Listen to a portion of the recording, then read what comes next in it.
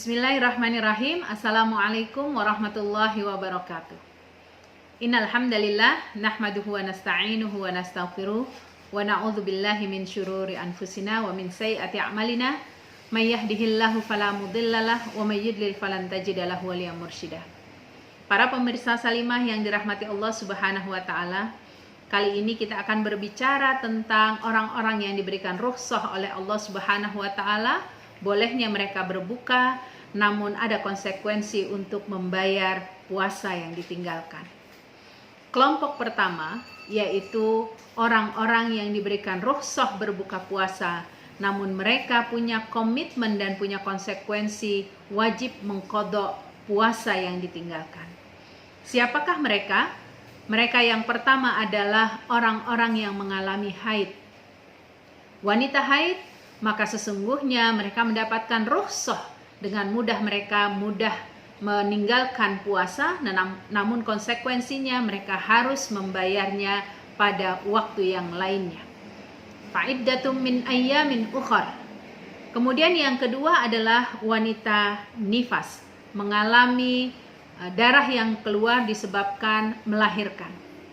Dalam keadaan seperti ini, wanita yang mengalami nifas pun diperbolehkan, bahkan diwajibkan untuk membuka puasanya, ya, dan kemudian mereka wajib untuk mengqadhanya di waktu yang lain.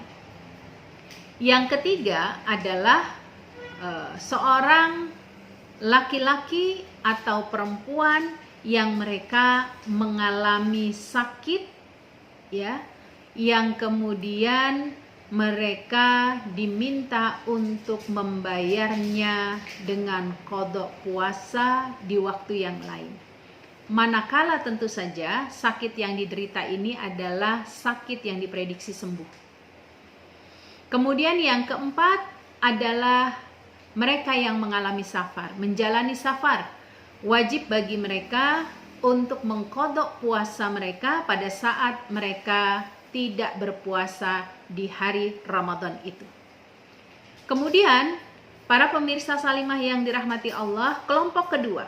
Kalau tadi kelompok pertama adalah mereka yang diperbolehkan berbuka dengan konsekuensi membayarnya dengan qadha, maka kelompok kedua ini adalah mereka boleh berbuka puasa, namun konsekuensinya perlu membayar fidyah. Kenapa membayar fidyah? Karena tidak punya kemampuan untuk berpuasa. Siapa mereka? Yang pertama adalah lansia. Yang kedua adalah mereka yang sakit diprediksi sulit sembuh.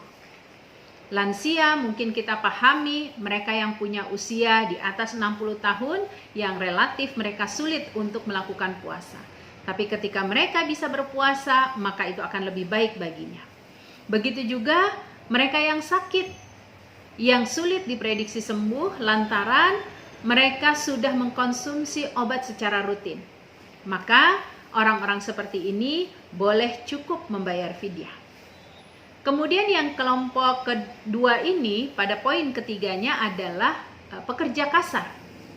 Para pekerja kasar diperbolehkan mereka tidak berpuasa lantaran ketika mereka berpuasa mereka tidak punya kemampuan untuk bisa bekerja secara optimal. Seperti kuli bangunan, ya, kuli angkut dan lain sebagainya.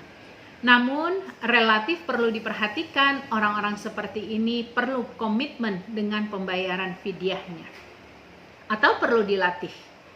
Kemudian kelompok ketiga. Siapakah kelompok ketiga? Mereka yang berkomitmen boleh berbuka dengan kondisi tertentu, tetapi komitmennya selain membayar fidyah juga mengqadha puasanya. Bagi wanita yang hamil dan wanita yang menyusui, maka mereka punya konsekuensi ini. Namun ketika mereka tidak punya masalah ketika hamil, ya, maka berpuasa akan lebih baik baginya, karena ini akan memberikan dorongan kebaikan bagi cabang bayi. Namun jika ada permasalahan pada bayi, maka boleh mereka berbuka, namun perlu membayar fidyah pada saat mereka meninggalkannya dan mengqadha di waktu lapangnya. Begitu juga pada saat berhadapan dengan wanita menyusui.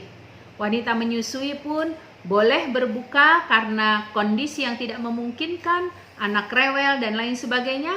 Pada saat itu mereka perlu membayar fidyah dan kemudian mengqadha di waktu yang lainnya. Demikianlah para pemirsa, mudah-mudahan hal ini bermanfaat. Semoga barokah dimanapun kita berada bersama Ramadan. Semoga husnul khotimah sampai akhirnya. Wabillahi taufiq wal hidayah wal afu minkum. Wassalamualaikum warahmatullahi wabarakatuh.